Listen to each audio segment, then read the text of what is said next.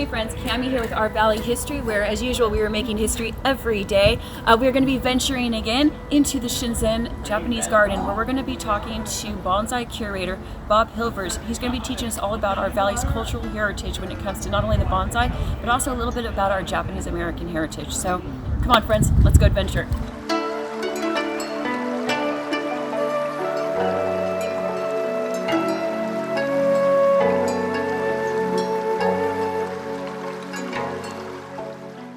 Hey friends, Cami here with Our Valley History, where, as you know, we make history every day. And we're back here at the Shinzen Japanese Garden. But today we're actually going to be talking with Bob Hilvers, who's a curator of the Clark Bonsai Collection. And Bob is going to be telling us all about the cultural significance and the heritage of the collection, but then also the significance that it has to our history here in the Valley. Hey Bob, how are you? I'm good. Good. Thank you so much for meeting with us. My pleasure. So we do have an extensive part of the existing collection that relates directly to Valley cultural history. One of the portions in the collection we have are trees that were done by Japanese American artists, either Issei, Nisei, Sonsei, Kibei. And we keep those trees as the artist originally did them, and that's kind of controversial in the art dodge of bonsai, that we don't correct mistakes. That the pieces that were done by those particular artists, we try to maintain in the way that artist did them. Not always the best bonsai art. For example, in cases were just prior to or immediately after World War II, all things Japanese cultural items were suppressed. And so when those folks were doing bonsai, they were doing them in camera, somewhere in somebody's yard. They didn't talk about it. They kept it to themselves. They didn't have access to traditional teachers or tools or even the kinds of plant material that you might use for bonsai in Japan. But nevertheless, they created that art. And if you have experience with it, like I do, they're recognizable. You know, it's easy to tell. I mean, and sometimes, like I say, it wasn't the best art, but that's the art that was done at the time. And so we feel that there's an obligation for us to maintain it that way.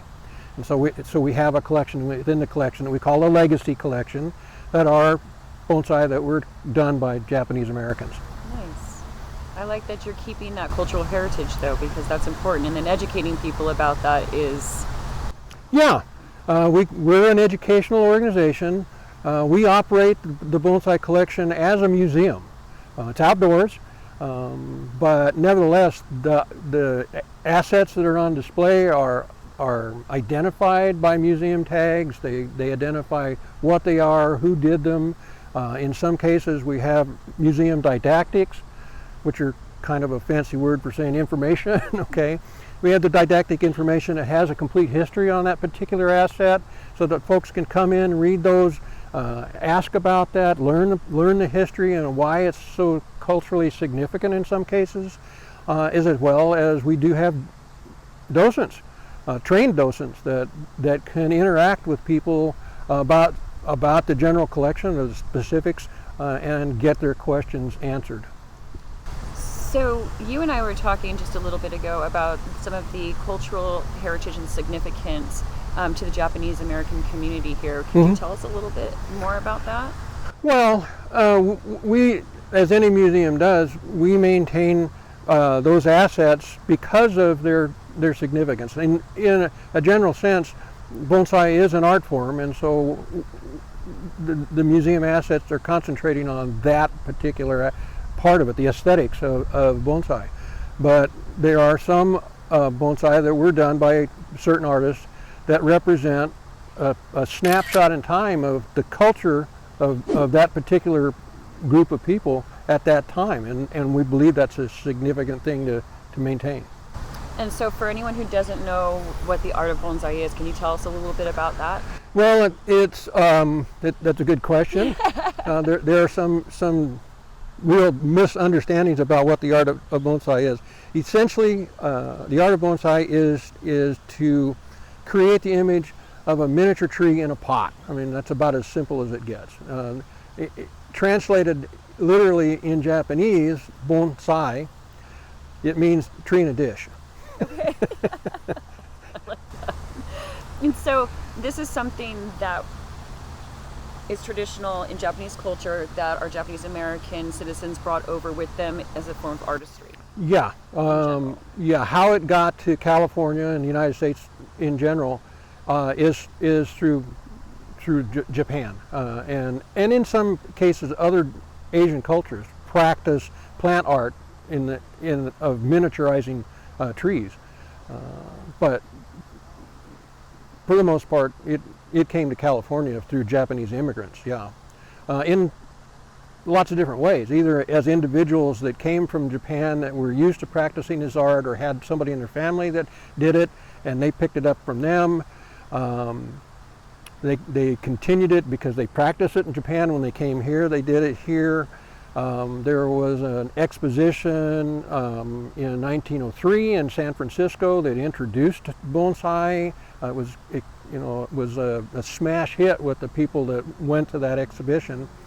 There are trees still in existence that were on display at that exhibition. One of them is in the Pacific Rim collection in Seattle.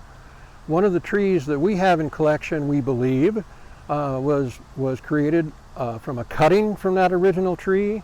It was planted in a bonsai pot prior to World War II by the owners. One of the projects we may have upcoming, we're in negotiations with Fresno State to have an internship program with the collection, with their horticultural department. And one of the projects we discussed that might be attractive to an intern program is to take a sample from the tree that we have and do genetic testing to see if it truly is a cutting from the tree that was at the Pan Pacific exhibition in 1903. Wow, that would be awesome. It'd be fun, yeah, that would be great to do. I would like you to talk a little bit about part of this curriculum, as I was telling you, that we are working on with this project, is talks about the Japanese internment after that was taking place during World War II. Yeah.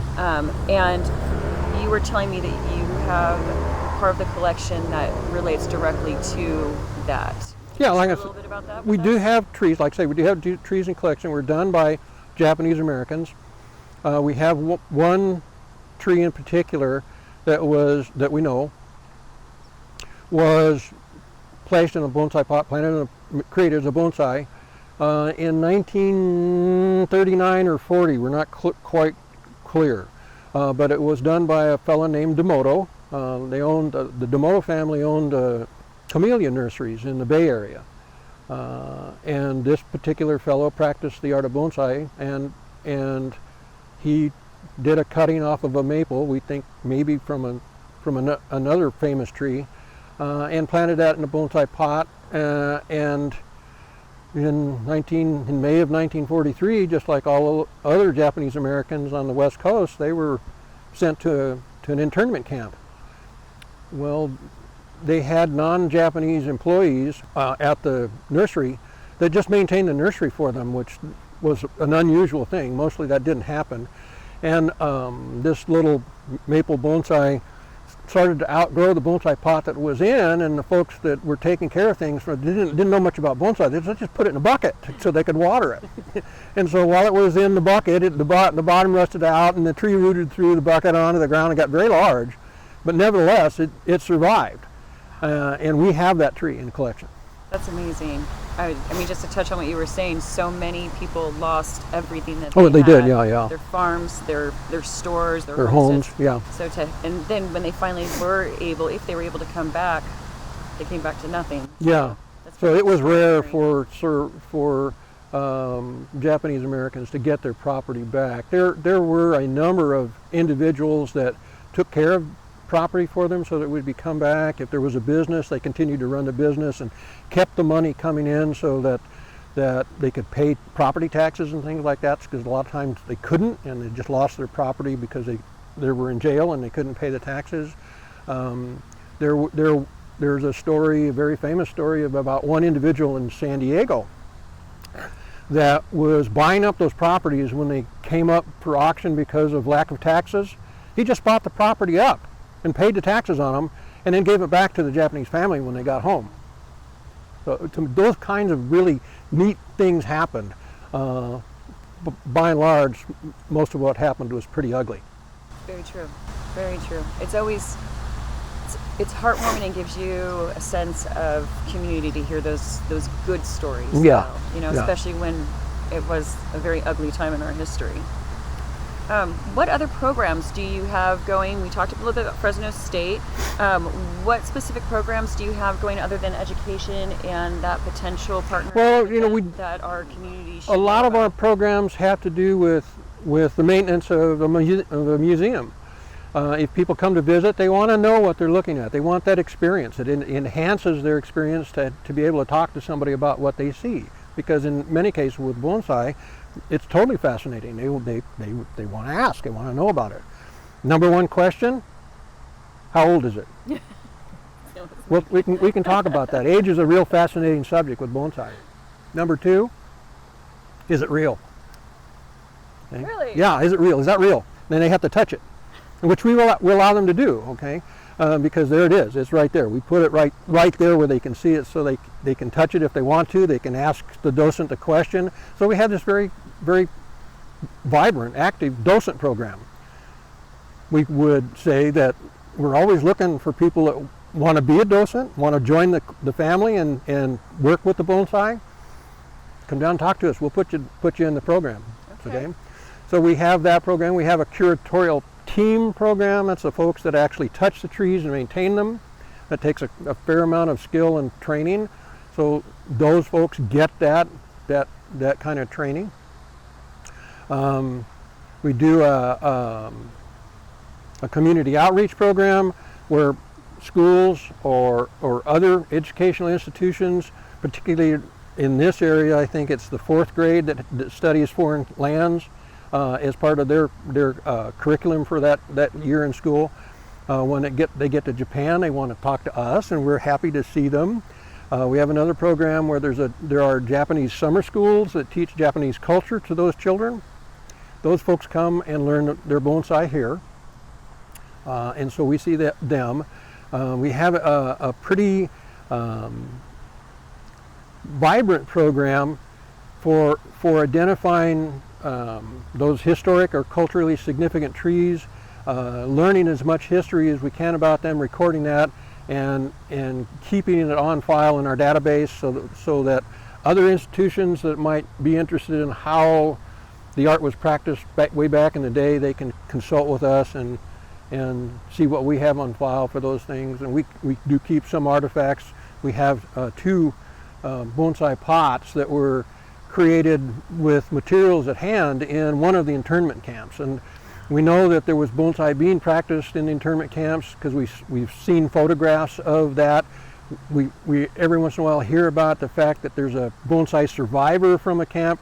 We've never been able to track that down, but we do have a couple of the pots so that we do bring them out and display them every once in a while. Actually, we're holding them in trust for a Japanese group that feels like they would be the better owners of those artifacts. We would pass that to them. So. Oh, that's amazing. What else would you like our viewers to know about the project before we head in there and start checking out what the collection is? We would probably offer you the opportunity to be totally amazed. Yeah, bonsai is a visual art. We can probably say more with looking at a bonsai tree than talking about it. Yep. All right. Well, I say let's go look at some bonsai trees. We can do that. All right. Let's go do that.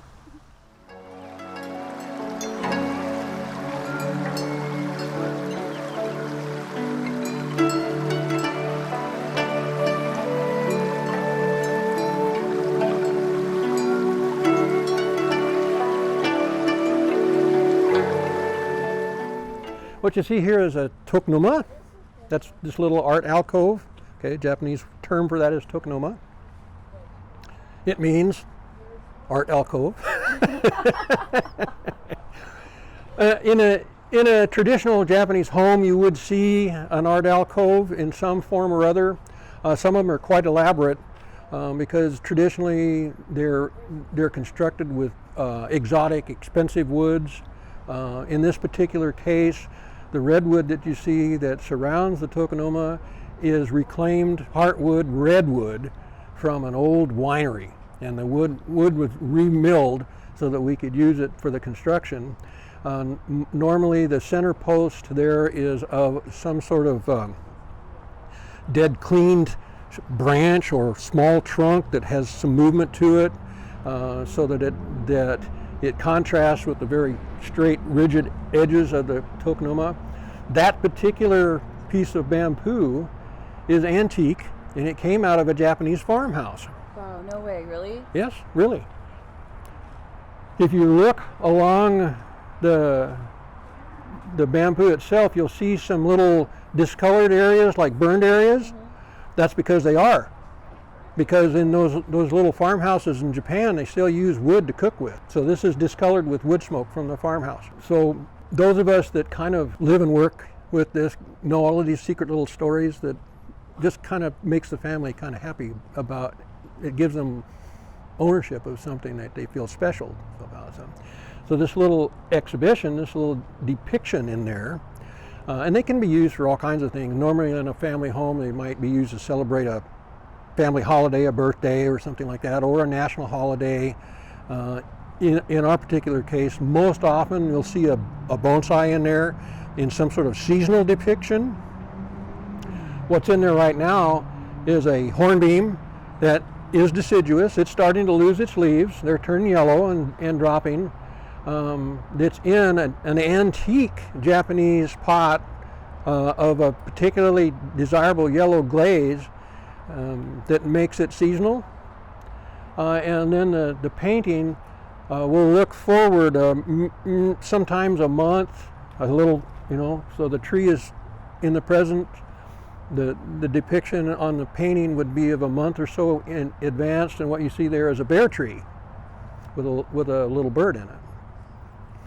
Bald cypresses are one of the two conifers that are deciduous. This actually drops its leaves, and some of them are starting to change already. So this thing gets this beautiful, just rust brown color to this foliage, and then they all drop off, and like a deciduous tree. The name our visitors have given to this tree is the swamp monster. It actually came out of a swamp in Florida. That's where it originated. This is the Domoto tree. Yeah, a little story right there in the didactics, kind of give you the history on this tree. It's a little bit large in terms of Japanese bonsai dimensions. Most bonsai per Japanese rules are limited to about 100 centimeters in height, 40 inches. This is one that's quite larger than that. It's not unusual in the United States to have large bonsai. I mean, after all, we are the United States. If it isn't bigger and better and gilded, it's not. It doesn't belong here. Okay, yeah. So the reason that it's a little bit large for a bonsai is because it shot up when it was in the bucket. Okay, and our, if this had gone to another bonsai collection, maybe even a private collection, because of its heritage and its cultural significance, it most likely would have been cut down to restore it to the upper limits of a size of a bonsai. It came to us. We don't believe in doing that. We believe in preserving it the way it was when the Japanese family had that. So that's one of the reasons it's pretty large. Well, and then the story's there. The story's there, yeah. The story's there, and that's you get to tell that sense of community, that story of people who took care of each other in a time that was truly ugly in our history, and by preserving it the way that it is, that's preserving history. It is. That's our job. Yep.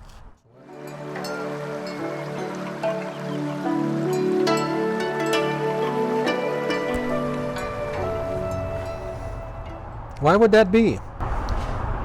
Well, with bonsai, don't they often have rock in there too to No. absorb a little bit of the water? Oh. Are they one of those types of?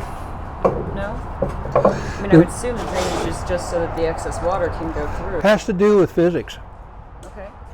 And the exact nature of the physics involved in how the plant roots interact with the medium they're planted in. They're not planted in dirt.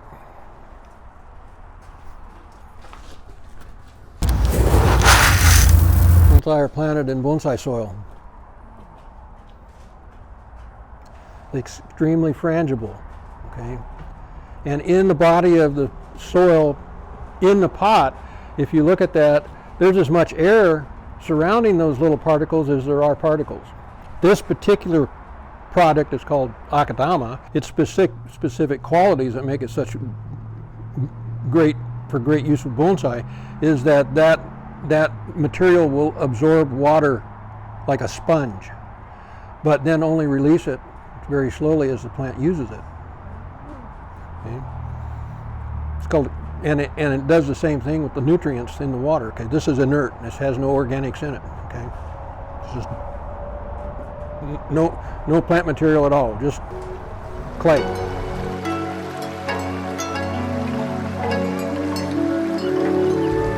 We wanted that to maintain that spirit here, and we felt that if we brought enough things from the old Clark Center that were familiar to the kami that used to live there, that they would move here with us. And they did. It's beautiful. You know what a kami is, right? Huh? Well, other than Kami. myself. No, not Tammy, a kami. Well, I am K. Kami. Oh, okay. It's a Japanese spirit, kind of like a fairy maybe, little god of happiness. In fact, right behind me, until when we moved this collection, this group of trees out, we had Bill's favorite tree sitting right there, because at the old Clark Center, that tree always sat on the pedestal to the right of the entrance gate, this entrance gate, because Bill would notice it when we rotated out of the collection.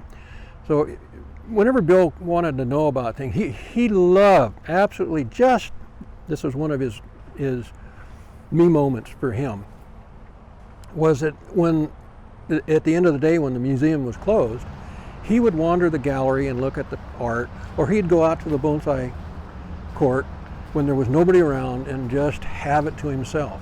Okay. And if he noticed something that he wanted a question about, or he would leave me a little note, and I'd go into work in the morning and I'd find Bill, say, hey Bob, can you stop by the office? I need to, And so about the third time that he asked me what happened to that forest, because it wasn't out when he wanted to go see it, was his favorite tree. It was actually tree number 1. It's the first tree we actually put into the collection. I finally dawned on me that he wants that tree there when he goes to visit. so we got to leave it, and whenever we did a rotation, we never rotated that tree out. It stayed on that pedestal next to the gate. Okay, so we've continued that tradition here. That particular tree is not on that pedestal right now because it's in the reserve area being maintained. But that's one of our little private traditions that only the folks here know about. I love that. So 20 years ago, the gate here, the fencing, the pedestals, the tea house that's over there that we're going to see, all of that was brought over from the rocks. collection. Yep. We took it apart and brought it over here in pieces and reassembled it so that we could bring our kami with us. Beautiful. I love that. I know people kind of look at us and say, okay, come on, Bob. I can feel it, there's an interesting thing. You can stand here and watch it. There'll be other people walk through the gate here. There's a reason why this thing is constructed the way it is, and we can talk about that if you want. Absolutely. But we do, our little docents and folks that are greeting people kind of watch people. They just, they're people watchers. And you can see it too. People will walk through the gate here, and they're kind of walking fast and their heads are spinning and they might have grumpy looks on their faces and their shoulders are up around their ears, and about 20 seconds after they come in here, their entire being changes. Their faces beatify, their shoulders drop, their walks become springier steps. It just changes their whole attitude, because that's kind of what the effect these things have on people. There have been medical studies that have shown that they had two particular recovering surgery patients, and one of them had a bonsai in the room and the other one didn't. The guy that got well faster was the one. So, I mean, there's science to back that up, but we get to see it every day. That's beautiful. And you've been the only curator this collection has had. So you were telling me that every 90 days it changes out. The exhibition, the assets that are on display get changed, yes. And so this new exhibition just came out, you said? Last week. I Yeah. mean, look at this. This is our fall color exhibition, and this one's kind of doing that. So. Oh, very much so. So the name Trident Maple, is that just the name? That's the species of plant, yeah. What else do you want to show me? Well, what do you want to see? Everything.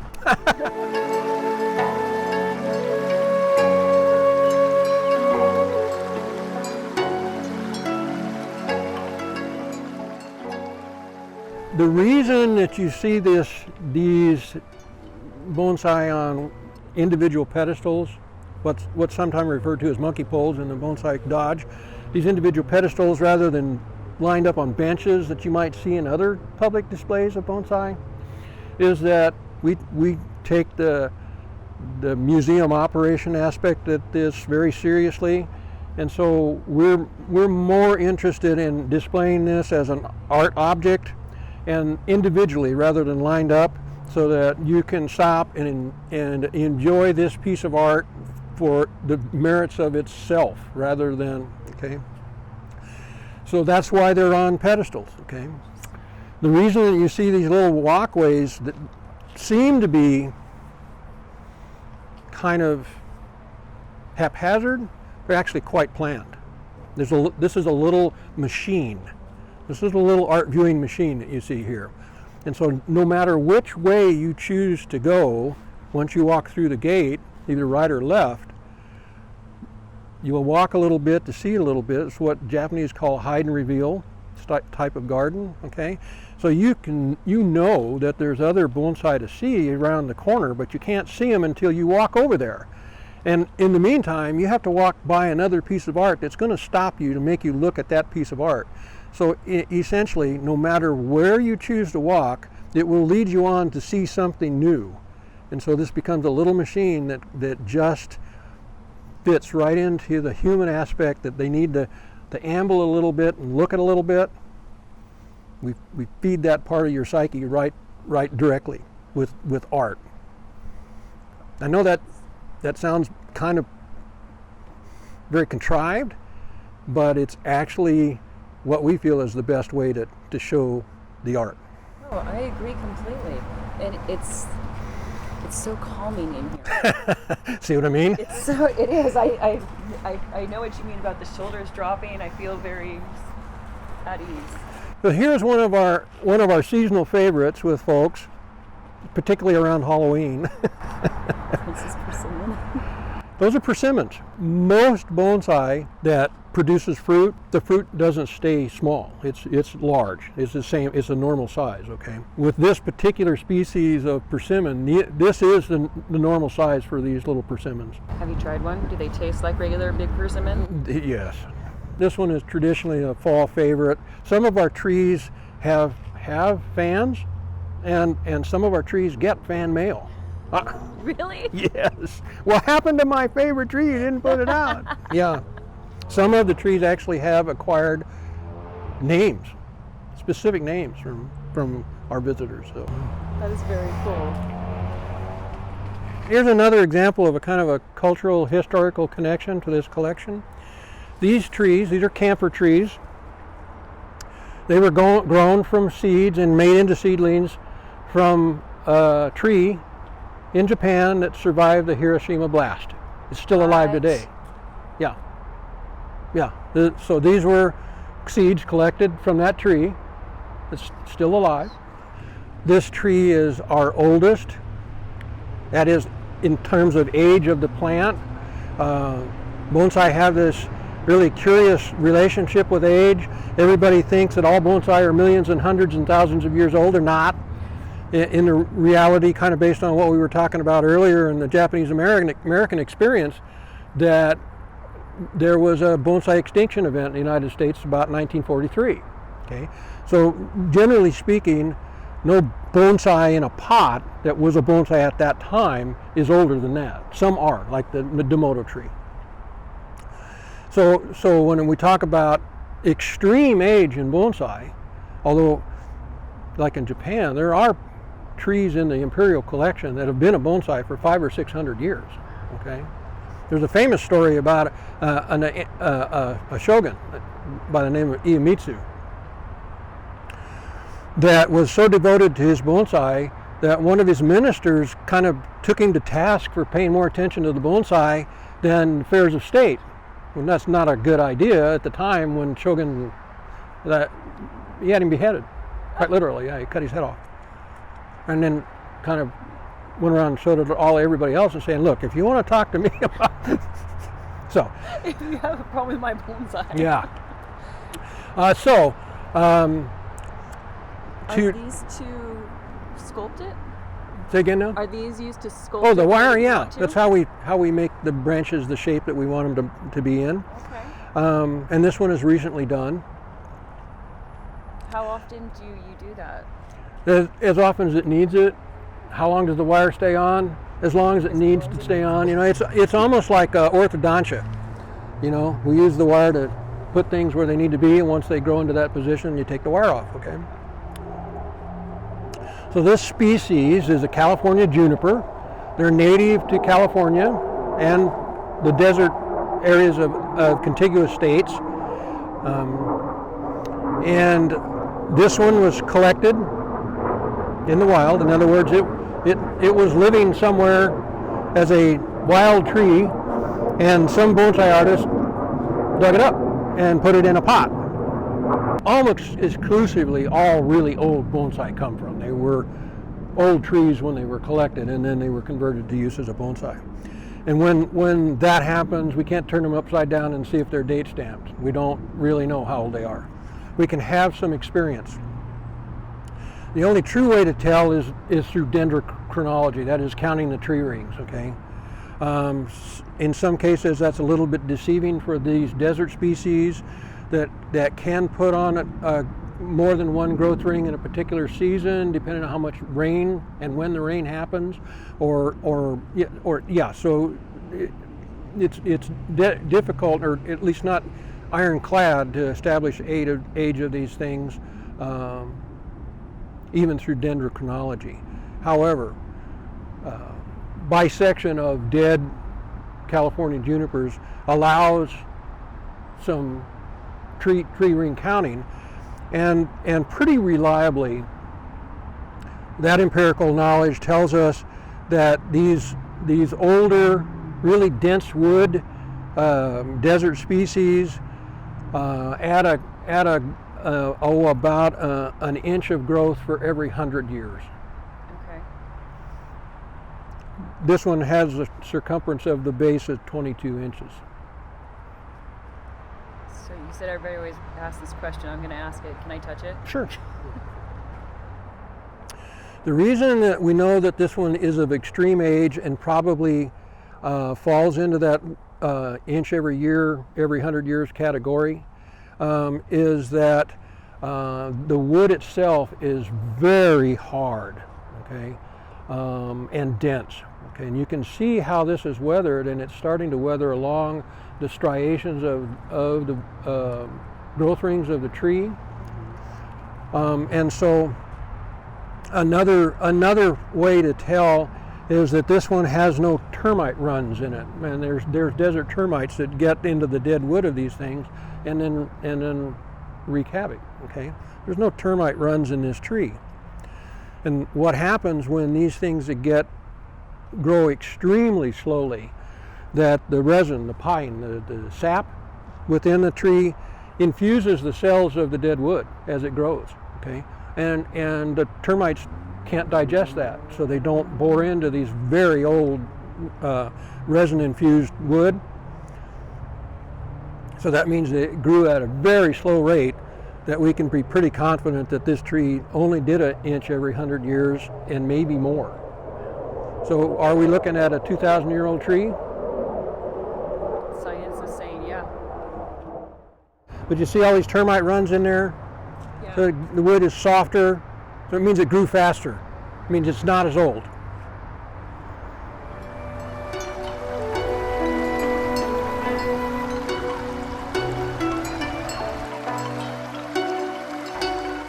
Well, everyone, it's been an amazing couple of weeks exploring Shinzen Japanese gardens, specifically the Clark Bonsai collection. In just this 2-week period, as you've seen, the trees have already started to change, and that's one of the most beautiful things that we've been able to learn is every season is different. And we've also been able to learn a lot about the Japanese cultural heritage, not only of the artistry in bonsai, but also a little bit about the Japanese experience with the internment camps right here in our valley, right here in California. We really, really thank you for joining us, and make sure you're following our Valley history and stay tuned for more episodes coming soon. Thanks, friends.